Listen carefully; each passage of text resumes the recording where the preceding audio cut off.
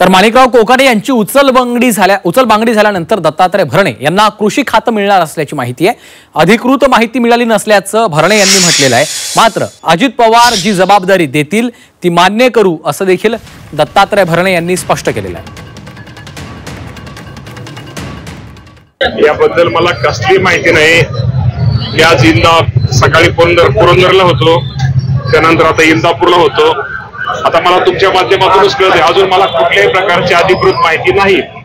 परंतु शेवटी आपल्या सगळ्यांना माहिती आहे की अजितदादा पवार साहेब, सुनील तटकरे साहेब, प्रफुल्ल पटेल साहेब आणि अजितदादा पवार साहेब हे आमचे नेते आहेत आणि या बाबतीमध्ये अजून मला कुठल्याही अधिकृत कळवलेलं नाही किंवा माहिती नाही।